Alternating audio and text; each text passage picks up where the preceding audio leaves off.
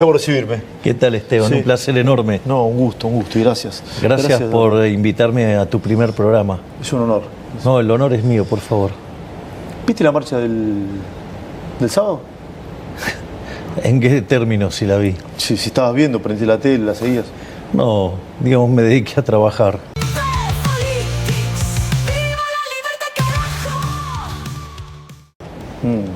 No la viste, pero ¿qué lectura tenés?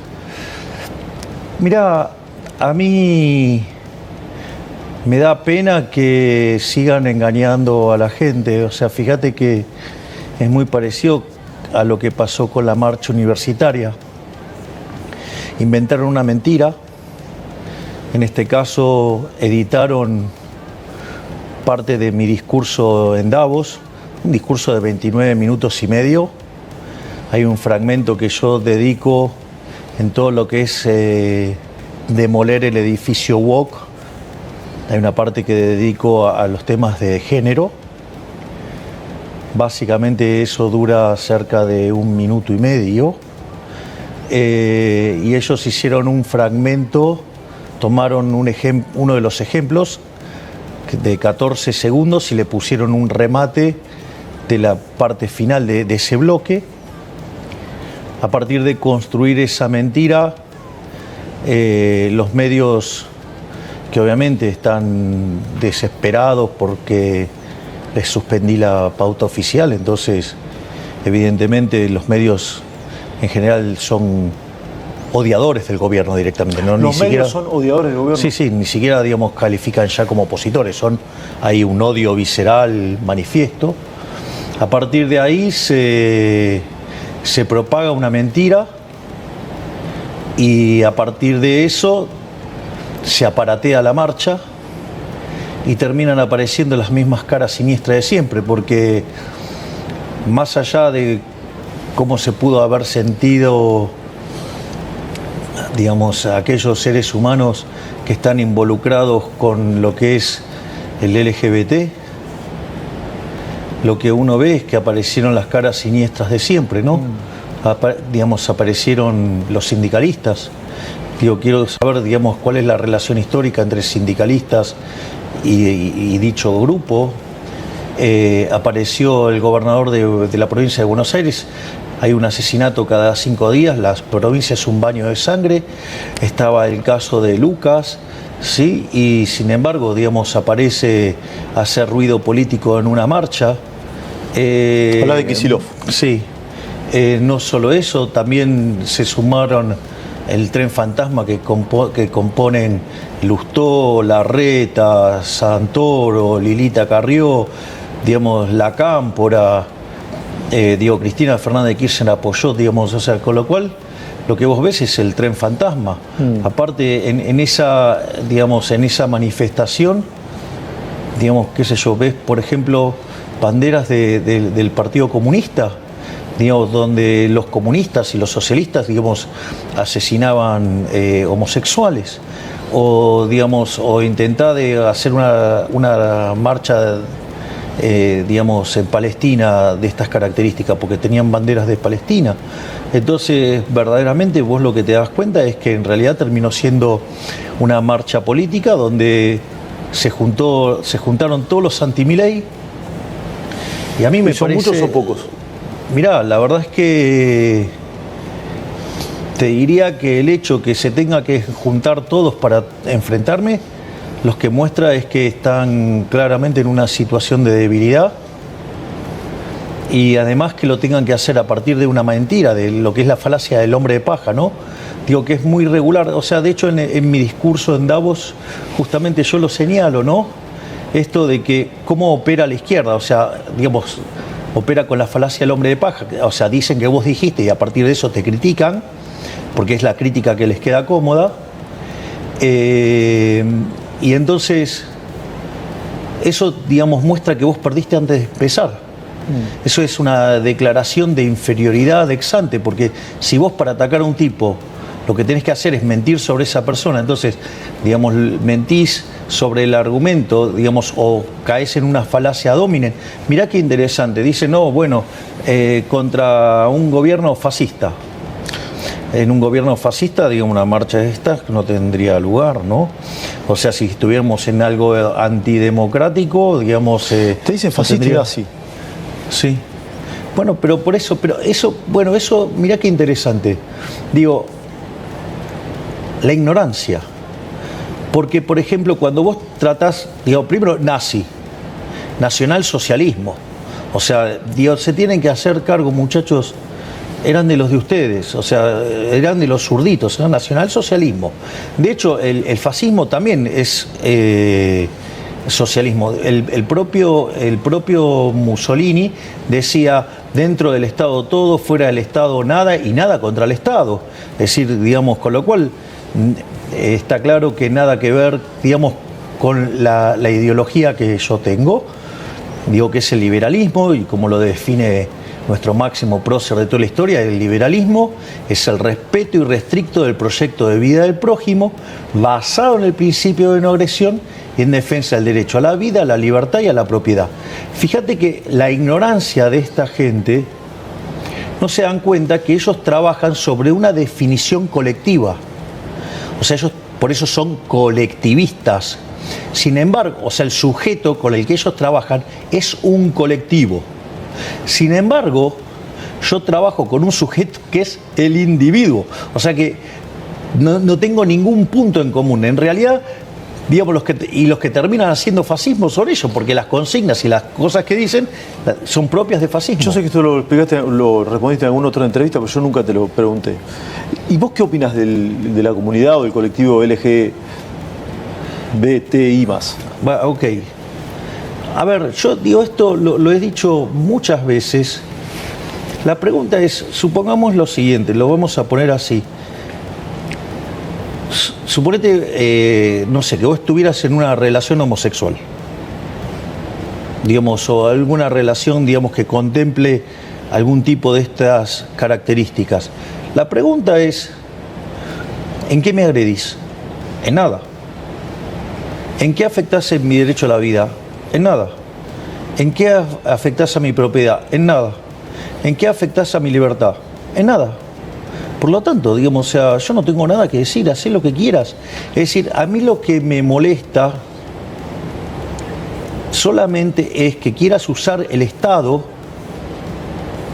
para imponer cosas. Básicamente ese es el problema. Que es el centro, digamos, es el punto central que yo ataco en Davos cuando ataco al wokismo, a los woke.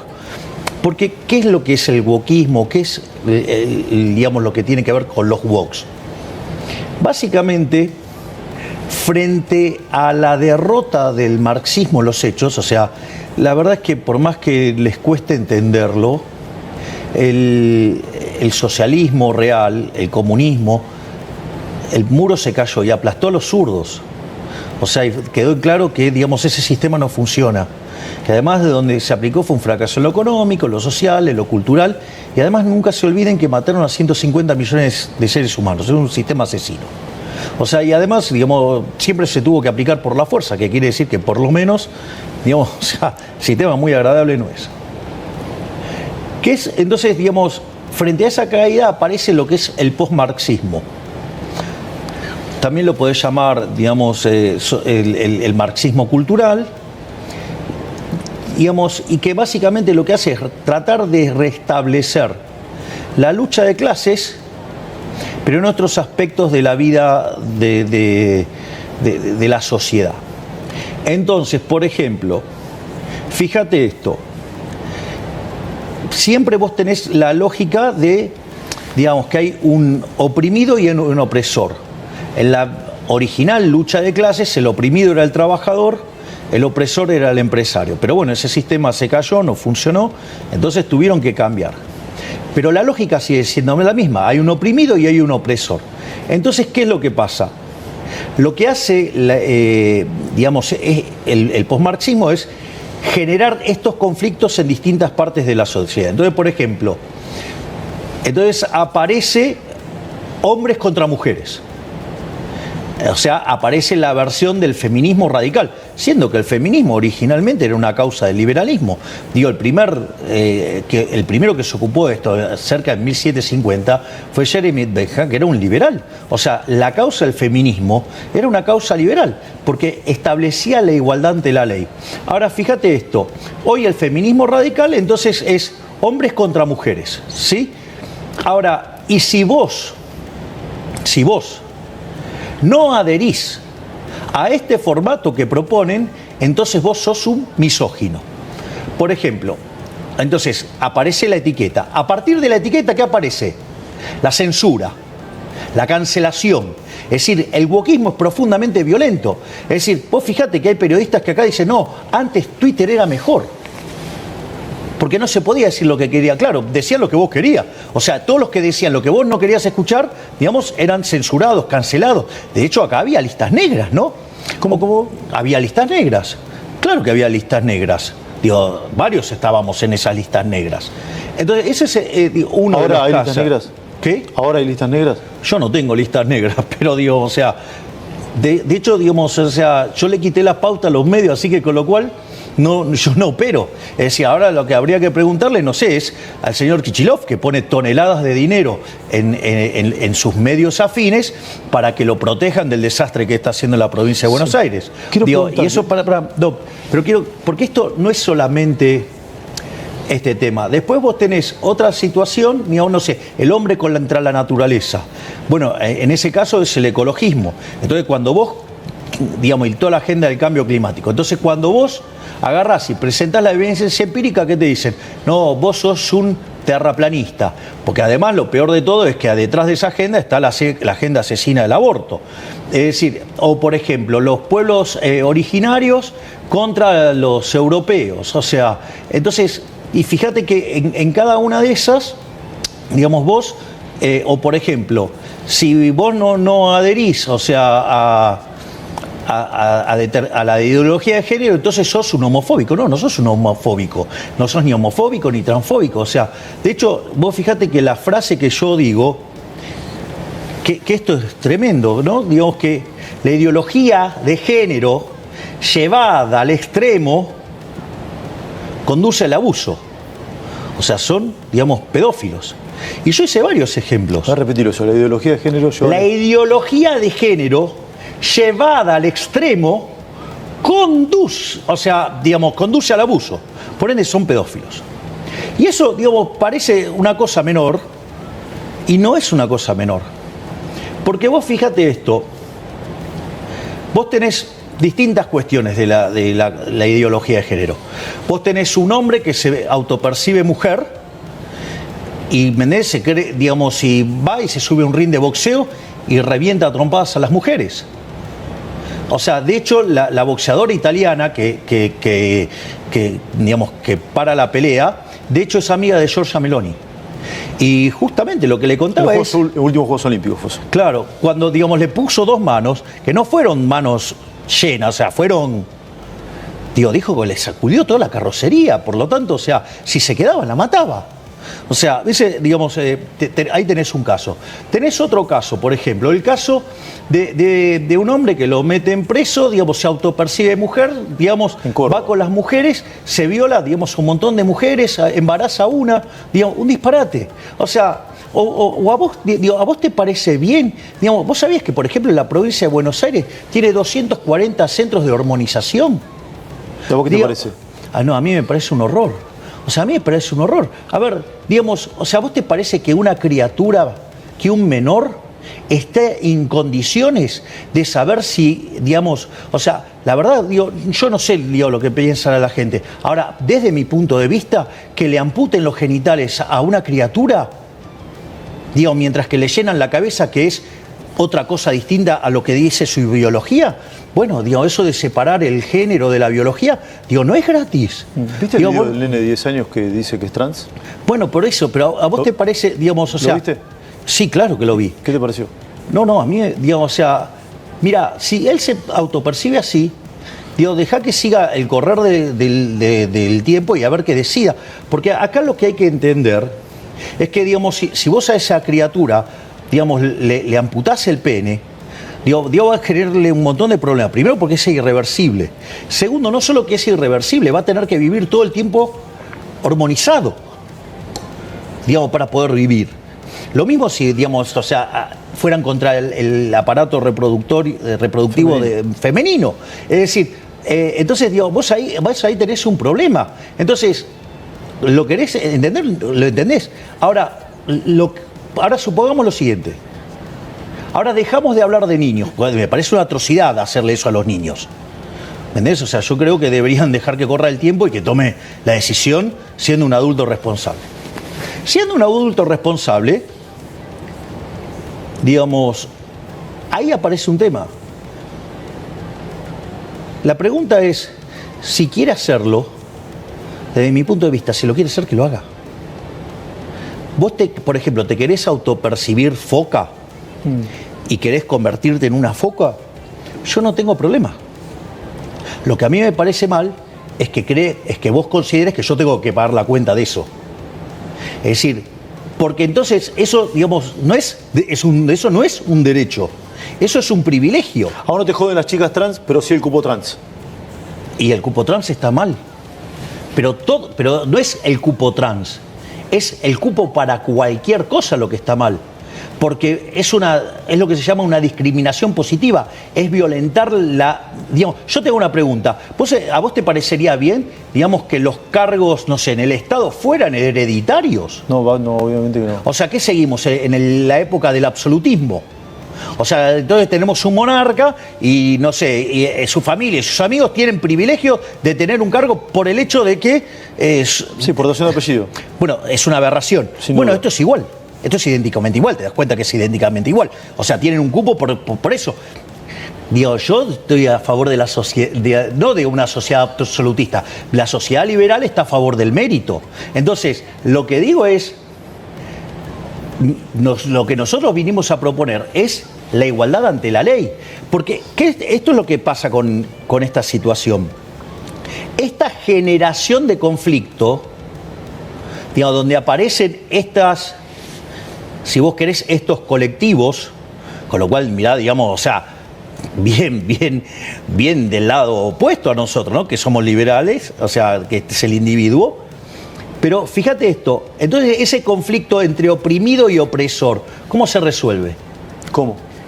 Metiendo el Estado liberador. Pero la consecuencia de eso, ¿qué es?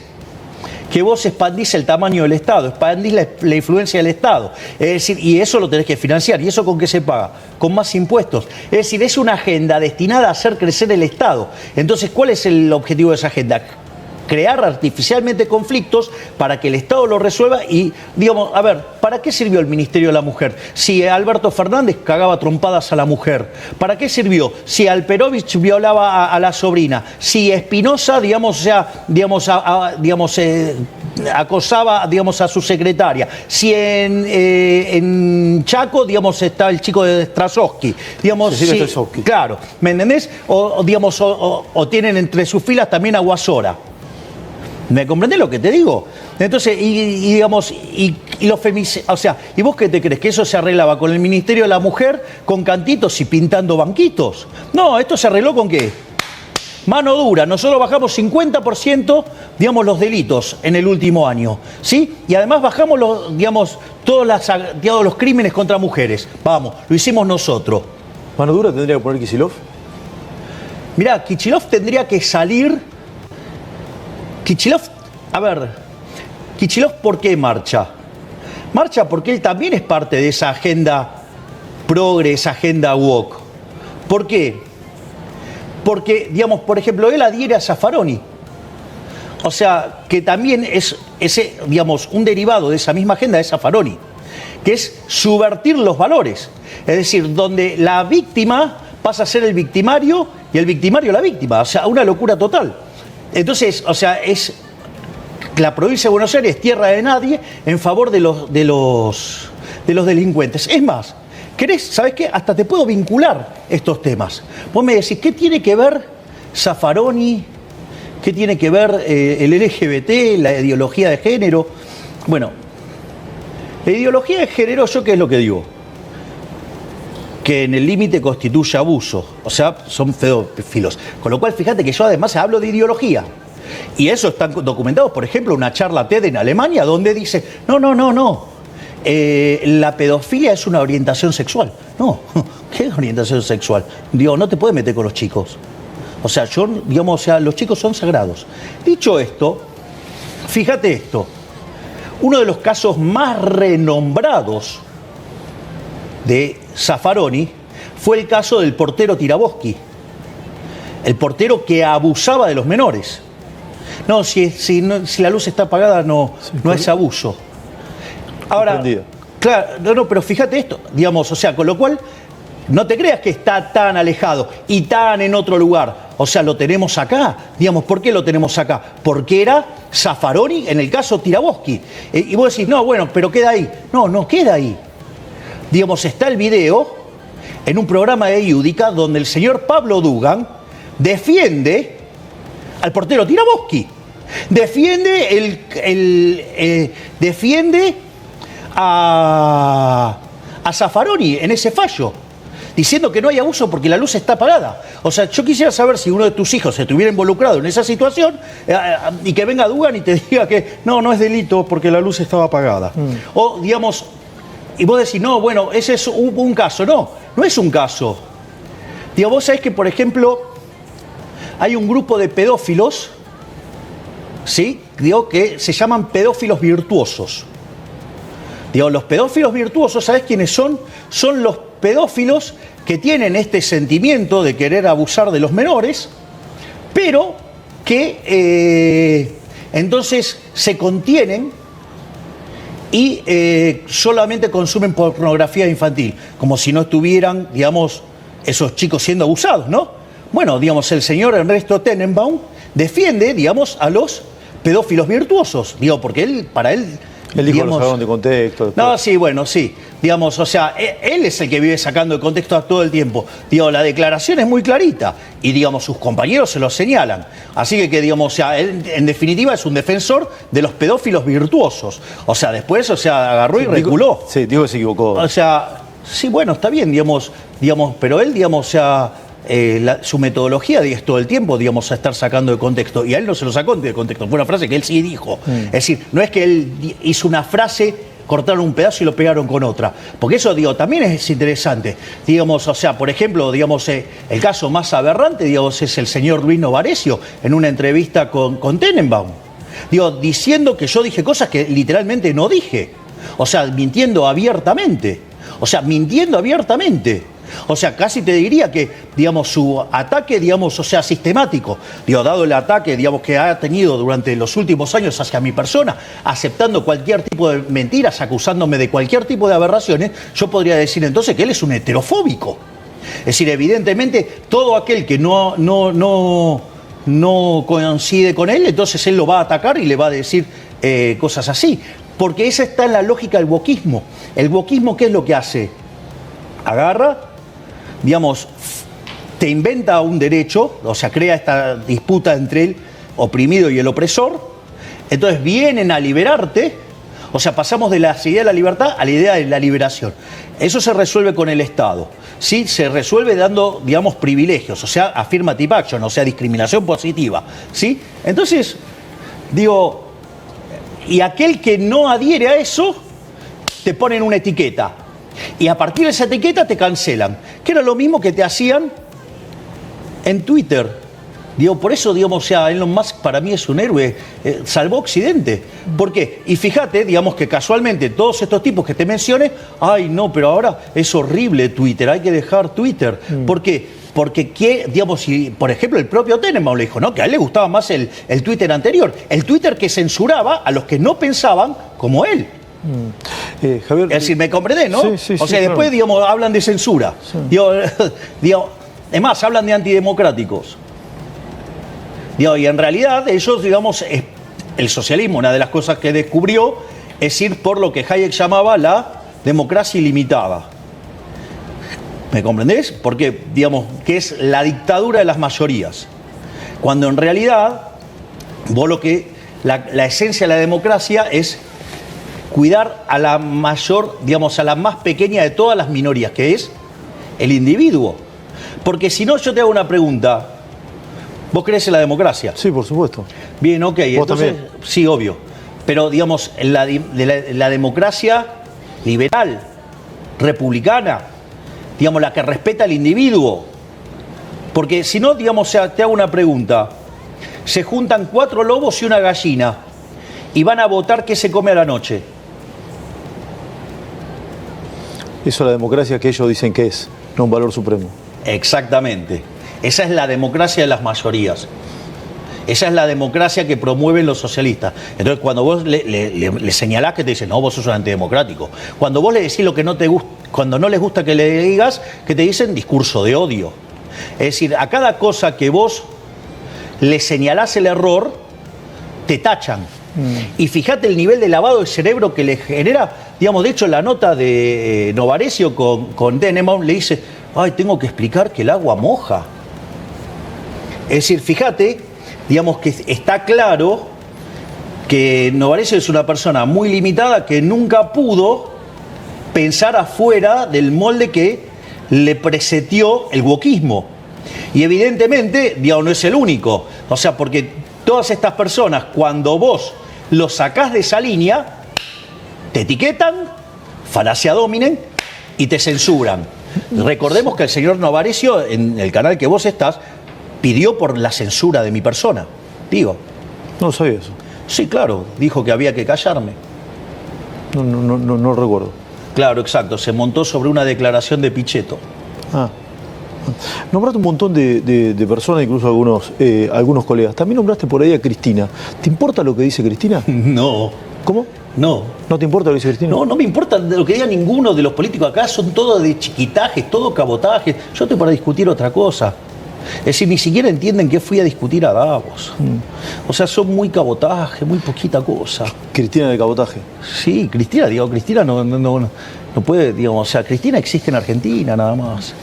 Nadie reconoce en ella un líder de nada. Ahora me contás que discutiste en Davos y los Estados Unidos. ¿Y Macri en qué categoría está? Mira, Macri posicionó bien a la Argentina. En términos internacionales, digo, yo hubiera ido por una agenda verdaderamente liberal y él fue por una agenda liberal, o sea, una agenda socialdemócrata. Pero, digamos... ¿Hablas con él? La última vez que nos comunicamos, él me mandó mensaje por el tema de felicitándome por la baja de las retenciones.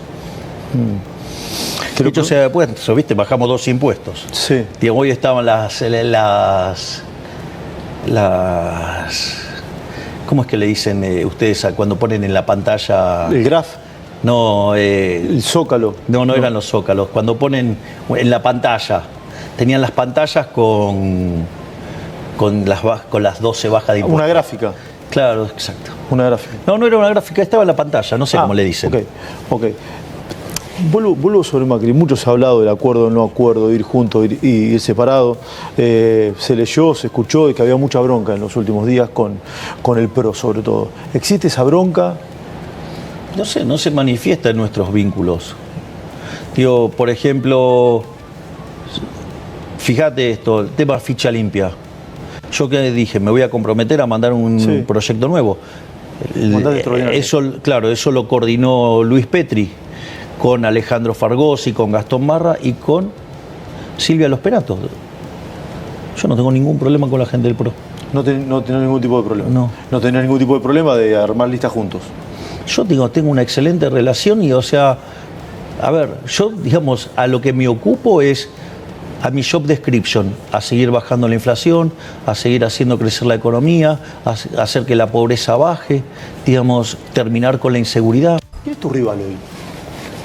No, digo, yo no pienso en esos términos, o sea, yo pienso en cumplir mi job description, digamos, o sea, mi rival básicamente son las metas que tengo que ir cumpliendo. O sea, mi enemigo es la inflación, mi enemigo es la pobreza, mi enemigo es la indigencia, mi enemigo es el analfabetismo, mi enemigo es que maten a la gente, digamos, como ratas. Esto es muy personal, creo que la principal preocupación hoy en Argentina, esto es muy personal, me puedo confundir, es la inseguridad. Sí, sobre todo en la provincia de Buenos Aires y en el conurbano. Recién hablaste un poco de Kicillof. ¿El gobierno nacional puede hacer algo al respecto? Algunos hablan hasta de intervención, yo sé que es una cuestión bastante estrafalaria, pero se ha hasta comentado. A ver, lo que tiene que quedarle claro a la población es que Argentina es un país federal. O sea, entonces la seguridad es una responsabilidad que tiene el gobierno de la provincia de Buenos Aires en la provincia de Buenos Aires. Sí, no hay duda, es así. Entonces, ahora, yo avisé, Kicillof es un inútil. O sea, lo cual lo prueba sistemáticamente. O sea, se empecina en darme la razón. No solo eso, sino que además tiene una visión, digamos, en la línea de Zaffaroni, que es a favor de los delincuentes. Bueno, digamos, o sea, la gente responde a los incentivos. Si vos pones, fíjate, digamos, la calamidad que era la provincia de Santa Fe, en especial Rosario. Digamos, entró la doctora Bullrich con el plan Bandera. Mirá cómo está ahora Rosario. Sí, mejoró la situación. ¿Y a vos qué te parece? Bueno, Diego, te aviso que cuando nosotros asumimos, o sea, había 9.000 piquetes por año, ahora no hay ninguno. Si Kicillof te llama mañana y te dice, presidente, ¿me ayuda con la seguridad en la provincia de Buenos Aires? ¿Usted qué hace? Digo, yo soy el presidente de la nación y los bonaerenses también me votaron a mí, con lo cual, digamos, yo de donde tengo que ir a ayudar, ayudo. El problema es que, digamos, si él no quiere que lo ayuden, digamos, el problema es que él es parte del problema, no de la solución. ¿Cristina también? Bueno, Cristina, digamos, es responsable de uno de los movimientos más siniestros de la historia argentina, que es el kirchnerismo. O sea, el kirchnerismo destruyó todos los valores morales de este país. O sea, vino a romper todo por impulsar la basura del socialismo del siglo XXI. Y así, digamos, nos habían dejado en camino a Venezuela. ¿Viste lo de Lali Depósito? ¿Ladri Depósito? No, Lali Espósito. Ladri Depósito. Viste que la aclamaban para ser candidata, ¿lo viste o no? Bueno, que sea candidata, ¿qué sé yo?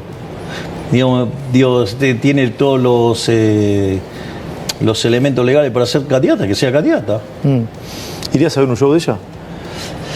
A ver, a mí me gusta otro tipo de música, qué sé yo. Yo anoche, digamos, me vi un baile de máscaras, una versión en el Metropolitan de Nueva York, dirigida por Levin.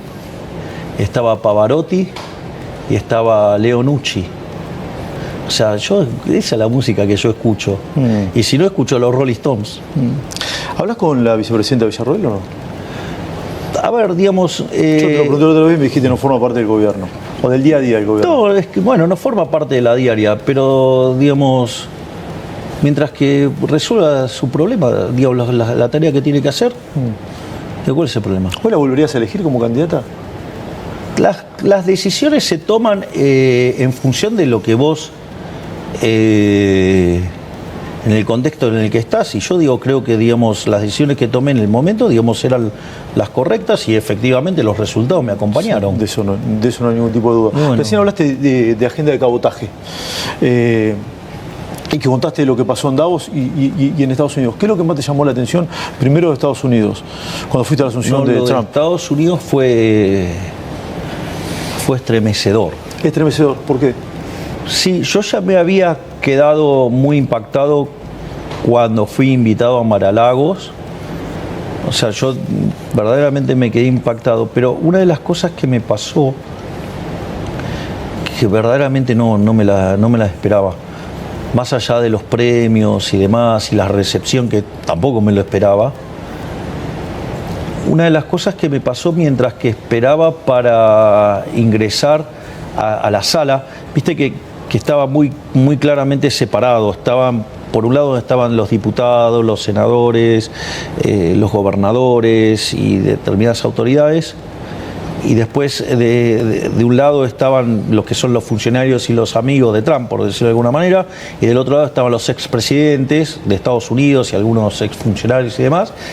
Y a mí me tocó estar ahí junto a Giorgia Meloni y al vice de China. Pero mientras que esperaba para entrar, me pasó algo muy... El día de la Asunción, decís vos. El día de la Asunción. Okay. Sí, me pasó algo que yo no me lo... te juro, Esteban, que no me lo imaginaba. Venían diputados y senadores, tantos de los republicanos como los demócratas, y se sacaban selfies conmigo. O sea, eso a mí me llamaba la atención. Y otra cosa que también me llamó mucho la atención es que todos me felicitaban por lo que estaba haciendo, por los logros que estaba teniendo el gobierno, y me felicitaban muy especialmente por todo lo que estaba haciendo en defensa de las ideas de la libertad. O sea, y me hacían un reconocimiento por eso. Pero, qué sé yo, digo, si vos escuchás eso 1, 2, 3 veces, es como que decís, bueno, luce ya mucho de cassette, por decirlo de alguna manera. Lo que a mí sí verdaderamente me sorprendió y me dejó muy, muy impactado fue el tema de que venían y cada uno me hacía referencias puntuales, a medidas puntuales. O sea, yo, digamos, a ver, yo digo, como presidente, yo miro el bosque, no estoy mirando las ramas de los arbolitos. Y me venían con cuestiones muy específicas. Técnicas y profundas. Claro, exacto. O sea, digo, tendría que haber estado con todos los ministros para contestar ahí. Después, otra cosa que también, digamos... ¿Y cómo crees que sabían eso? No, bueno, porque, no por nada, digamos, nuestro modelo está siendo tomado de referencia, digamos, por todo el mundo. Digamos, hoy la última etapa de The Economist se lo dedica a la desregulación y justamente habla del caso argentino. Y una de las cosas que dice es, bueno, Estados Unidos lo está haciendo y Europa lo necesita, ¿no? Digamos, básicamente. Ahora, lo que dice es, bueno, pero Milei estuvo 18 meses gestando esto. ¿Te acordás? Digamos, los chantas que acá decían, no, Milei no tiene plan. Si no hubiéramos tenido plan, hubiéramos volado por los aires. Pero, entonces, ¿me comprendés lo que te digo? Sí, que entonces, unos meses, decían también. Entonces, lo que vos, entonces lo que dice es, a ver, Milei lo tenía armado hace 18 meses. Entonces, digamos, el punto es, o sea, Estados Unidos... lo tiene que armar ahora y Europa lo necesita, pero no sé si tiene las convicciones.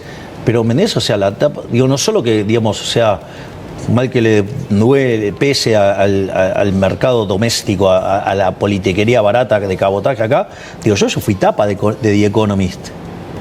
Digo, publiqué artículos en The Economist, fui tapa de Time, digamos, la última etapa de The Economist la dedica a nuestra propuesta desregulatoria. El propio Fondo Monetario Internacional, en la reunión que yo tengo con Kristalina Georgieva, en la que asisto con Toto Caputo y con Leon Malkour, que es nuestro representante en el board en el fondo, justamente una vez que, digamos, evacuamos todos los puntos, digamos, que eran las dudas que tenía el Fondo Monetario Internacional, digamos, empezamos a hablar de cuestiones vinculadas a otros temas, a crecimiento y demás, y Georgieva me pidió si lo podía convocar a Federico Sturzenegger para, digamos, trasladar la experiencia de lo que estamos haciendo nosotros. Entonces, y al mismo tiempo, o sea, digamos, algunos me dicen Mr. Chainsaw, o sea, el señor motosierra. Sí. Y otros me... Acá tenés una motosierra. Sí. Y otros me dicen, digamos, o sea, me agarran y me dicen, ¡afuera!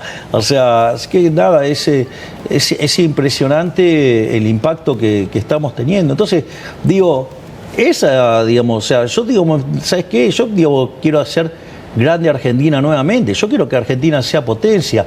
Entonces yo no puedo estar discutiendo con los liliputienses que hundieron al país. Nombraste recién el fondo. ¿Crees que va a haber un acuerdo? ¿Finalmente va a haber un desembolso? ¿En qué momento está eso? Mira, nosotros... ¿Es necesario o no es necesario? Mira, nosotros estamos trabajando en avanzar en un acuerdo. Pero nosotros tenemos la convicción de que para que Argentina le vaya bien, depende de Argentina. Y en eso, digamos, nosotros, nuestra estrategia, digamos, de dureza en la política fiscal, es decir, que no se negocia el déficit cero bajo ningún punto de vista y seguir manteniendo una política monetaria dura, nosotros, o sea, no, digamos, nosotros creemos que tenemos que armarnos como si todo dependiera de nosotros mismos. Bueno, si después tenemos puentes financieros para acelerar, digamos, las La salida del mejoras. cepo, por ejemplo. Por ejemplo. Claro, o sea, nosotros, sin la ayuda del fondo, en el 2026 el cepo lo levantamos. El año que viene. No, pero, digamos, o sea, el 1 de enero del 2026 no existe el cepo. 1 de enero de 2026 no existe el cepo. Y si hay desembolso del fondo antes. Podemos hacerlo más rápido.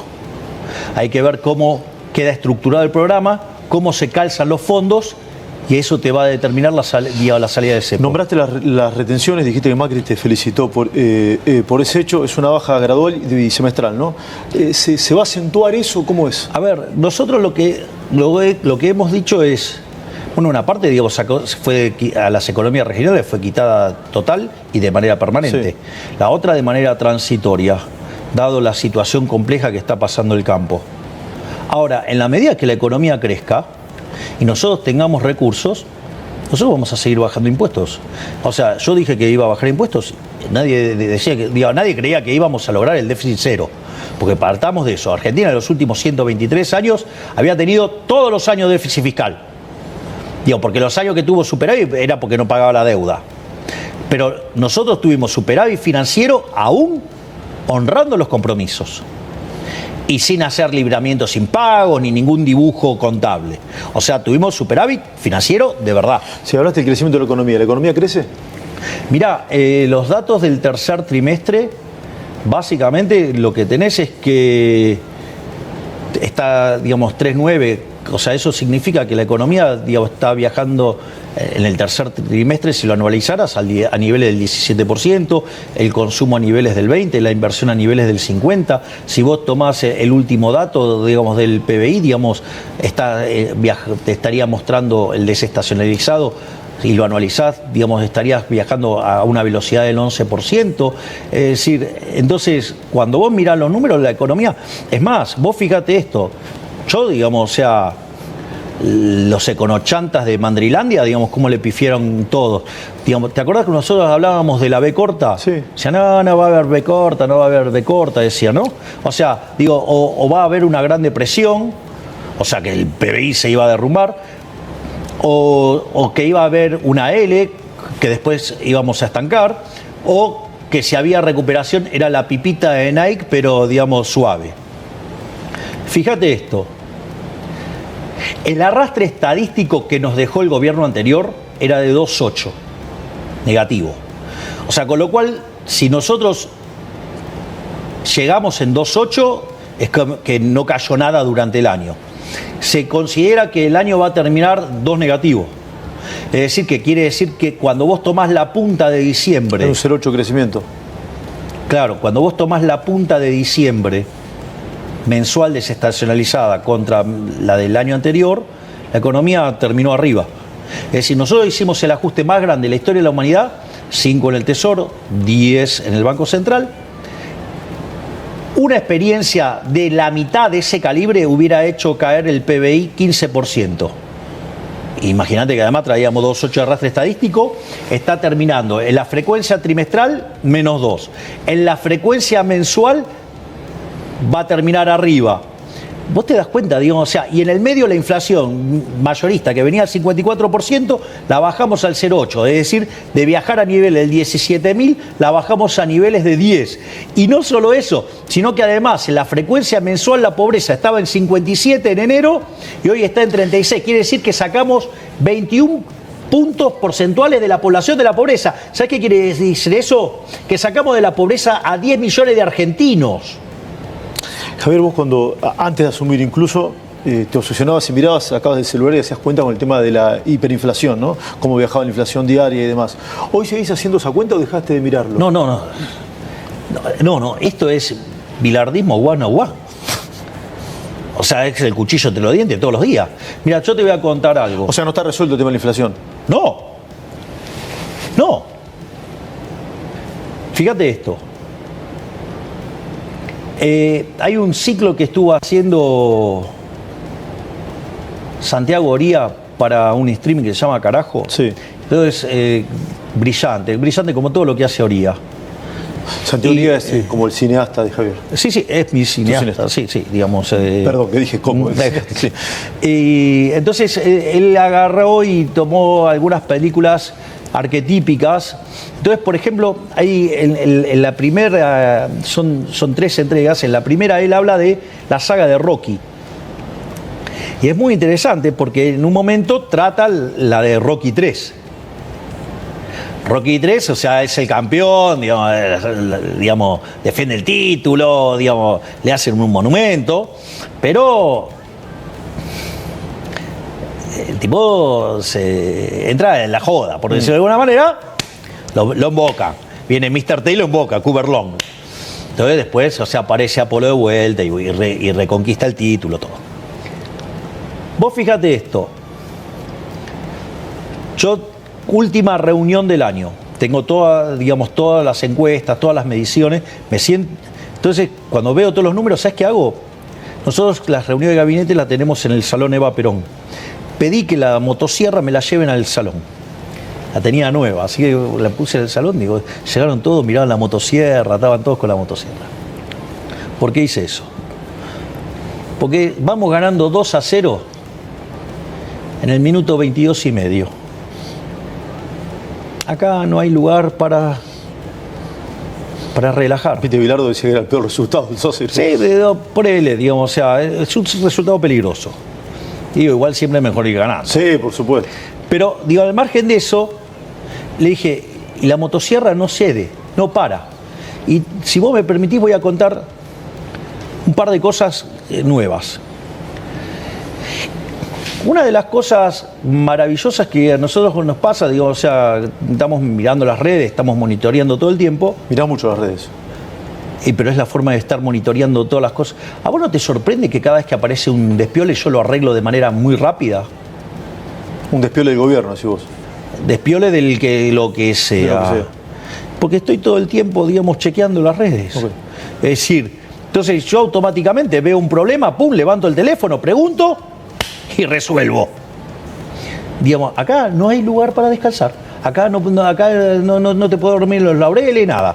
O sea, entonces acá es todo el día el cuchillo entre los dientes. Todos los días. Acá no se descansa nunca, no se relaja nunca. Porque del otro lado está el enemigo. No son adversarios, son enemigos. Porque son los que hicieron de que Argentina fuera la primer potencia mundial, la convirtieron en un país miserable, de mitad de la tabla para abajo. Los de afuera son enemigos. ¿Cómo? Los de afuera son enemigos. No. Son enemigos los colectivistas que destrozaron este país. Y que utilizan causas nobles para armar marchas contra el gobierno y se juntan todos porque son tan cobardes que de a uno no pueden. Pero digo, igual, digamos, o sea, yo ya estoy acostumbrado a esto. Digo, Gladiator pelea contra cuántos, no es un problema, así que no digo, me frega. O sea, estoy acostumbrado. Digo, la campaña electoral fue algo así, ¿no? Todos contra uno. ¿Quién ganó? Listo. ¿Ok? Entonces digo, o sea, a mí eso no me asusta. O sea, hasta te diría que me divierte. Pues son tan liliputienses que si no es abuso. Entonces, ¿qué es lo que digo? En ese contexto, vos no podés relajar. Y fíjate esto, una de las cosas que pasa cuando vos mirás las redes es, ok, hay muchas referencias que es lo que voté, es mucho más de lo que voté. Entonces, ¿qué es lo que hizo de manera brillante Manuel Adorni? Hizo un relevamiento de todas las promesas de campaña. O sea, agarró y tomó todas las promesas de campaña, todas. Vos sabés que, digamos, la historia de los políticos en Argentina es que los políticos te mienten, todo el tiempo te mienten. Son unos delincuentes que te mienten abiertamente. Son lo más inmoral que existe. Es decir, su vida es engañarte. Bueno, la vida de los políticos argentinos es engañarte. Exactamente. Sí, los que son parte del Partido del Estado. Digo, lo estuviste marchando todos esos juntos el otro día. El Partido del Estado es igual a casta. Claro, exacto. Son todos los que viven del Estado. O sea, el Partido del Estado, digamos, está los políticos ladrones, están los empresarios prebendarios, están los sindigarcas, están los periodistas ensobrados, corruptos, ¿sí? Y están, digamos, o sea, los profesionales funcionales a eso, porque hay profesionales que viven de eso. Entonces, en ese contexto, ese es el partido del Estado. Entonces, mirá qué interesante lo que hizo Manuel. Agarró y tomó las promesas de campaña, hizo un relevamiento de las promesas. Si vos te recordás, o sea, decían que lo que yo proponía era una locura. Nada de lo que yo proponía se podía hacer. Era todo imposible. Empezando por el déficit cero, ¿no? El cual lo logramos encima en el primer mes. Pero dicho esto, ¿qué es lo interesante? Con lo cual nosotros teníamos un programa muy, muy ambicioso. ¿Cuánto tiempo lleva el gobierno? 25% del tiempo. Sí. Cerrado a la primera parte, Sí. 25% del tiempo. Sí. Con lo cual, si yo viniera con el 25% de cumplimiento de las promesas, estaríamos bien, ¿no? Sí. ¿Sí? Digo, está claro. Matemáticamente sí, correcto. Bueno, ¿sabe cuánto llevamos cumplidos de las promesas? ¿Cuántos? 78. ¿Escuchaste? El 78% de las cosas que prometimos la estamos cumpliendo. Es decir, y no vamos más rápido por la máquina de impedir. Y además cumplimos... ¿Quién maneja la máquina de impedir? Digo, y el partido, digamos, o sea, el partido del Estado. Digamos, que se la pasa pidiendo privilegios. Es más, ahora sigue la motosierra. Mirá lo que vamos, por ejemplo, ahora vamos contra 50 organismos del Estado. O sea, entonces vamos a tratar, algunos los vamos a cerrar. Ponele el 60%, digamos, estamos buscando cerrarlo. No solo eso, hay algunos que estamos pensando en transformarlos y otros en fusionarlos. O sea, con lo cual, ¿entendés? Sigue la motosierra. 50 organismos nuevos que todavía no fueron mencionados. Por ejemplo, 50, los vamos a cerrar, o los vamos a transformar, o los vamos a fusionar. Digo, eso, por ejemplo. Después tenemos otro tema importantísimo. Argentina tiene 27.000 leyes vigentes. 27.000 leyes.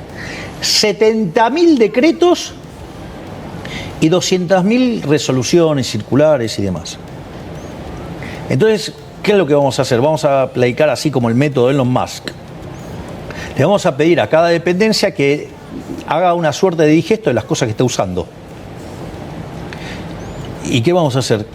Una vez que tenés lo que se está usando, ¿qué haces? Todo lo demás, ¿qué haces? y lo vas a tirar, no sé, lo vas a derogar. Obviamente. Vos te das cuenta, digamos, los niveles de reformas estructurales que vas a estamos necesitar el Congreso para las leyes. Bueno, pero digo, todo lo que sean decretos Sí. y... Digo, eso... Digo, ¿ves? Leyes son 27.000, decretos son 70.000. De las circulares y ese tipo de cosas, digamos, son 200.000. Así que mirá si, digamos... ¿Y en esos 50 organismos, te recordás alguno? No, digamos, o sea, yo no tengo listado en la cabeza. Ok. Y eso se va a ser anunciado en las próximas horas. Sí, claro, obvio. Digo, estas cosas son parte del decreto 7025. El 70-25. Claro.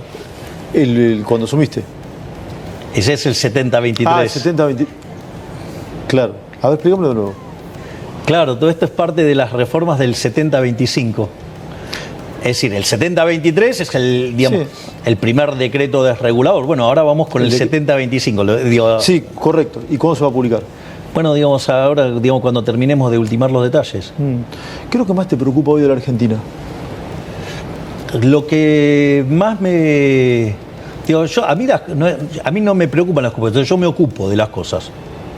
Así que lo mío es seguir bajando la inflación, seguir bajando la pobreza, seguir bajando la indigencia, hacer que crezca la economía, hacer, digamos, que siga bajando la inseguridad, insertar a Argentina en el mundo. Yo me ocupo de las cosas. Yo no ando teorizando, no. Digo, a mí me pusieron acá para resolver problemas. Tengo que redondear porque el amigo Adorni nos va a matar. Si Adorni es más bueno que el Asia atado. Pues hay que cumplir con los tiempos, ¿no? Paso. Yo creo que es una cachetada en la cara de los argentinos las PASO, ¿no? Porque es un invento siniestro de Néstor Kirchner, digo, que lo utilizaba para hacer una encuesta grande y apretar gente después en función de los resultados, ¿no? No o la querés. caja. ¿Y a vos qué te parece? Un instrumento siniestro. ¿Querés que se vote una sola vez este año? Digamos, o sea, no se puede estar fastidiando a la gente todo el tiempo. La política, digamos, tiene que estar al servicio de la gente, no la gente al servicio de la política. ¿Te gustaría que terminen todos juntos frente al kirchnerismo este año? Digamos, yo creo que tenemos que ponernos todos los que estamos en favor de la ciudad de la libertad en contra del partido del Estado. ¿Y crees que eso se va a poder lograr? ¿Por qué no? Decían que yo no podía lograr el déficit cero y sin embargo lo logramos en un mes. Así que mira, digo, si yo te hago una pregunta, digo, la clave de este gobierno es el arte de hacer posible lo que la casta te dijo que era imposible. Es decir, también era imposible hacer un ajuste como el que hicimos y lo hicimos. También era imposible que si hacíamos un ajuste de la mitad del que hicimos, el PBI no hubiera caído 15%. Y sin embargo terminó arriba. Digamos, parecía imposible que cayera la pobreza. La bajamos en 21 puntos. Sacamos a 10 millones de personas de la pobreza. Sí. Ahora por último. Definime algún imposible, así vamos y lo rompemos también, dale. Digo, ese es nuestro desafío. Hay un sector de la ciudadanía que, por diferentes circunstancias, no te quiere, no le gusta tu mirada, tu pensamiento y demás. Sí. ¿Cómo? La vida. La vida. Dejar un mensaje a esa gente, si querés. Que al margen de que no me quieran, al margen que puede ser que no les gusten mis formas, al margen que puede que no compartan mis ideas, aún así yo trabajo por todos los argentinos, tanto por los que me quieren como por los que no me quieren. Porque a mí me votaron para bajar la inflación y eso nos ayuda a todos, porque a mí me votaron para bajar la pobreza y la indigencia y eso ayuda a todos, porque a mí me votaron para que la economía crezca y lo estoy haciendo, y a mí me votaron para que Argentina sea grande nuevamente y lo estoy haciendo. Es decir, y eso beneficia a todos los argentinos. Es decir, sean liberales, libertarios o lo que quiera, o sean, digamos, de otras ideas. Es decir, aún cuando los del partido del Estado quieran sabotear, yo voy a seguir trabajando por todos los argentinos. Javier Milei, gracias por recibirme. Gracias a vos, Esteban. Gustazo enorme, gracias.